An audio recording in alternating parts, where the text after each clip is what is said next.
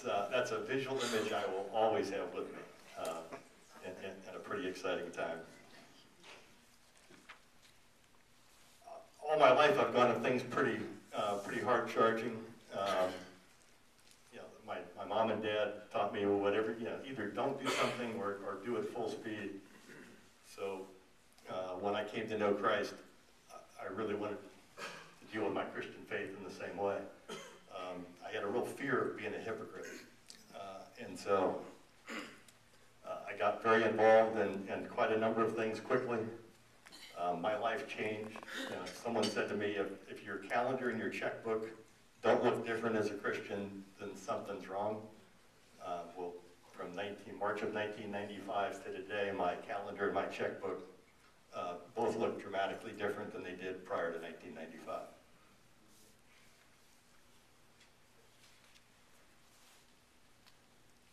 I'm going to give some examples of my life, and I know how flawed a person I am. I have chosen positive examples. So don't misunderstand this to imply that everything works this way, but I've purposely chosen positive examples of my life that hopefully will be encouragements to you.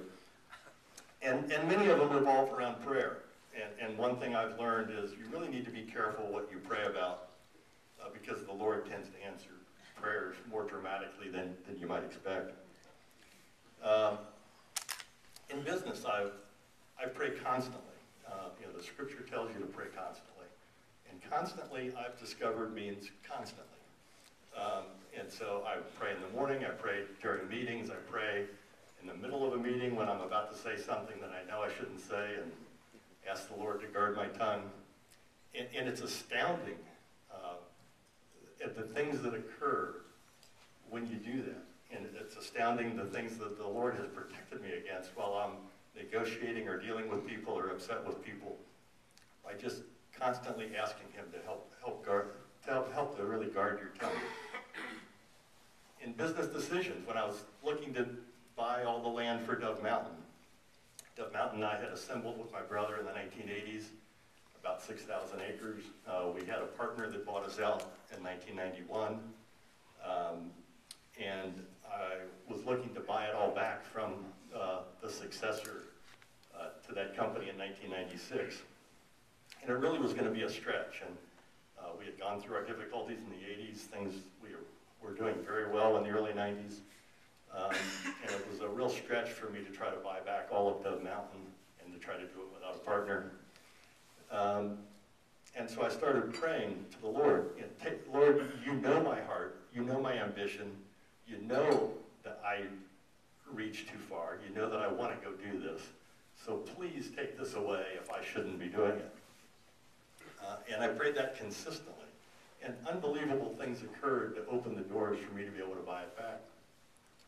So one night I went home and said to my wife, Bonnie, who is a saint, by the way, one of the luckiest men in the world. And I said to Bonnie, I described to her how I'd been praying, the different things that had happened.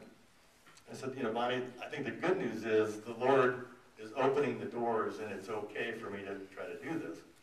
The bad thing is, I don't know if it's because it's going to work out well financially, or if the Lord thinks it's time to let me go do something stupid again and have it work out badly. And I still don't really know the answer to that, actually.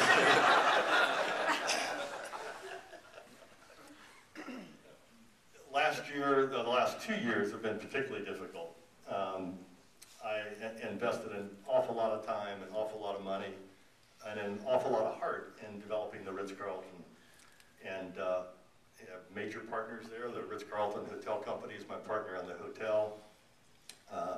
They were a quasi-partner on all of the residential and golf. That market has cratered so badly that our bank loans were not sustainable. That's putting it very mildly. And so I've had a couple of years of very difficult negotiations with our banks. And through that whole time, my prayer has been that I would deal with people rightfully. And that doesn't mean mean as a wimp, and it doesn't mean that I'm not trying to negotiate very cleverly, difficultly, all of those things, and trying to do as well as I can working through it. But it did mean that I wanted to do that with integrity, and I wanted to do it politely. And it's not always easy to respond politely to people who are really upset. I had, when you get in these kind of situations, our loan on the golf and residential was my biggest problem. And it was the largest loan I had out there that was a major issue. Not the only one, but the largest one. And when we were first put in, you get transferred to the workout department at a bank. And this was a bank I'd been dealing business with for a decade and knew people very well. But always you go meet Guido when things go wrong. The people you know and love no longer allowed to talk to you. And you're in a whole new world. And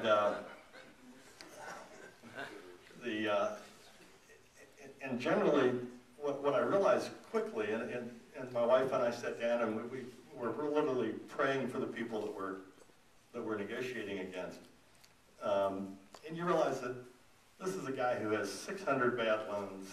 He's all day long on the phone with people cussing and yelling at him and him cussing and yelling at them. But it's amazing how ugly some of these things can get.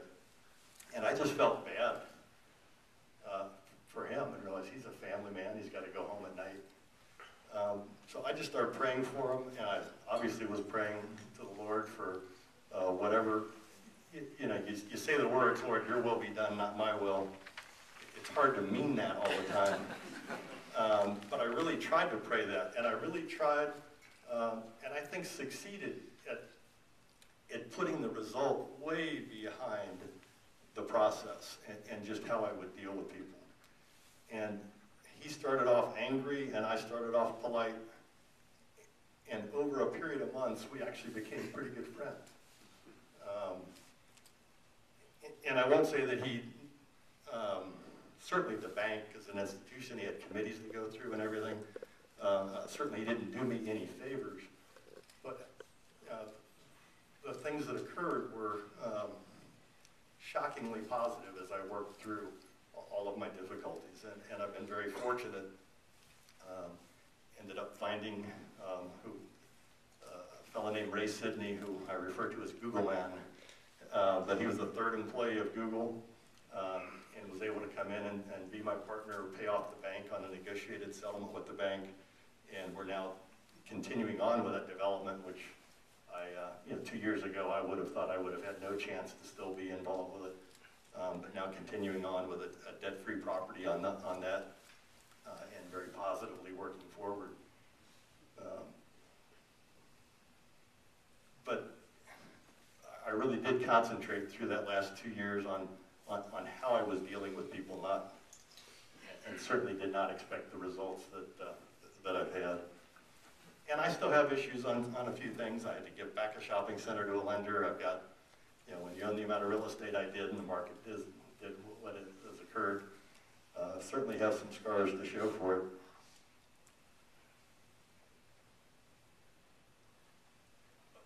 Also in other areas of my life, in the mid-90s, came to Christ in 1995.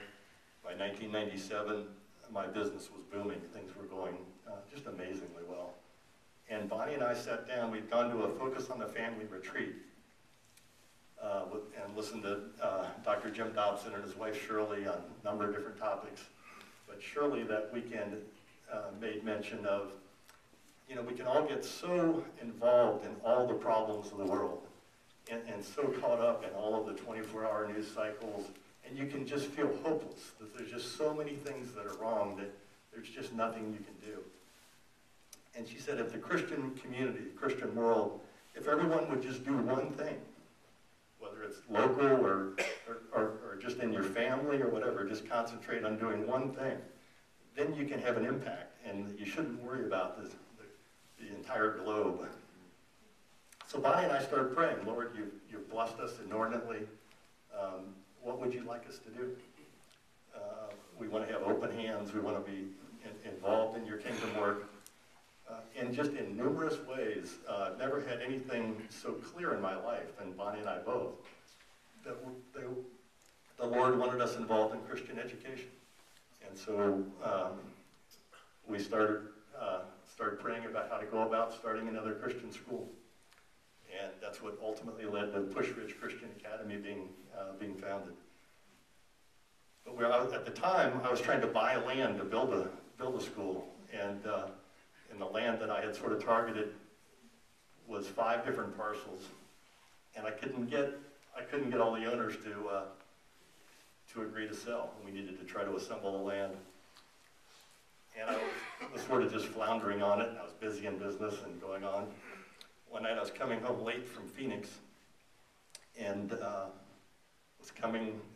went by Dove Mountain to look at our light. We had just installed some new night lighting on the roads, and I wanted to check it out, so I drove by and looked at that. And I was driving down La Cholla on the way home, and I guess I fell asleep while I was driving.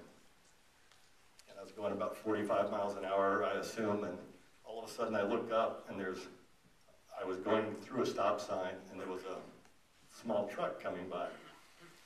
And I took the steering wheel and turned it as hard as I possibly could, and hit a large electric pole going 45 miles an hour. The car was totaled.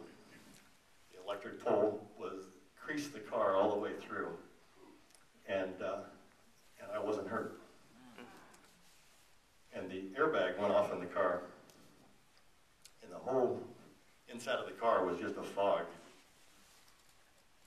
Again, I'm not a great theologian. I don't have a lot of scripture memorized. But the scripture out of James came flooding through my mind. And not this clearly, but I'll read it to you.